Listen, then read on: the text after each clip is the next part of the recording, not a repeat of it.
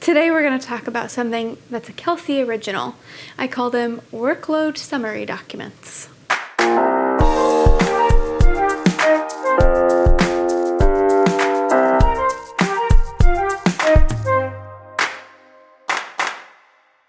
I create workload summary documents because they are a great way to look back at my year and see what I've done and look back and see what I've accomplished. They're also a great way to show the person that I report to what I've been working on. My boss is busy and she doesn't always have time to see exactly what I've been doing every single hour of the day. So I like to use these documents as kind of a way to say, like, this is what I've been up to this past year. Take a look. So the first thing you want to do when you're creating a workload summary document is you want to break down all of your major projects or programs that you've been working on. Any big thing that takes up a lot of your time can have its own category. For the purposes of this video, we're going to use my company's service award program as our example because I run my company's service award program. My category would be service award program. The next thing that you want to do is you want to list out all of the major tasks that go into making that program work. For example, with a service award program, we could say that the major tasks would be ordering supplies, sending out the service awards, and then doing pre-audit protection. There's more than that, but for the sake of the video, that's what we're going to say, those 3 subtasks. So you've got your major categories and your subtasks. So the next thing you want to do is you want to further break out your schedule and break out your tasks by how often you do them.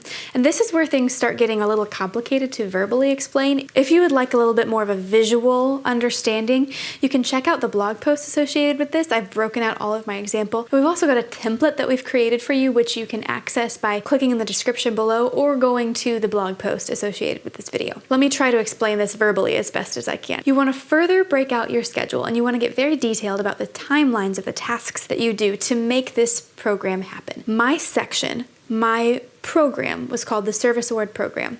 The first subtask that I created was ordering materials. In order to order materials, there are annual things that I have to do. There are monthly and weekly things I have to do.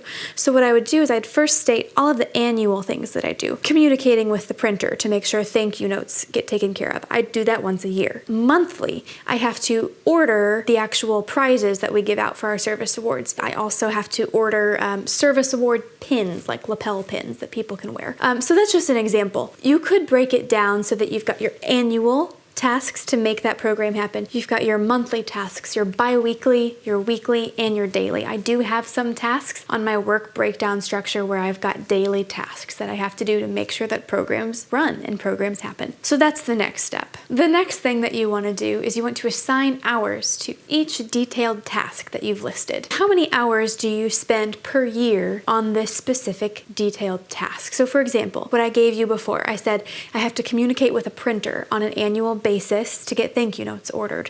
Let's just say that that takes me a total of 3 hours per year. You also want to do that for the monthly tasks, for the bi-weekly, weekly, daily tasks. How many hours are you spending on each of these detailed subtasks? I know it sounds really excruciating, but it'll help you a lot in the long run. Then finally, the last thing you want to do is you want to sum up all of the hours that you've worked. I don't know that totaling up the hours that I've worked has really done anything to my benefit. It's just allowed me to be more aware. What I've seen based on my estimation is that I must be wasting a lot of time because the hours that I calculate that I should be working, based on my workload summary document, I'm never quite there. I don't know if that's just human error or maybe I waste a lot of time and I'm just not aware of it. But it's definitely served as motivation to make sure that more of my time at the workplace is productive. So the very first time I made my first workload summary document, I gave it to my boss at the time, and what he said to me was, "Man, I really wish I'd done this when I was 25. I don't know that he looked at it again after that day. I don't know if it had any weight on my performance review that year, but this is what, at least in my opinion, this is what it did for me. It showed him that I take my job seriously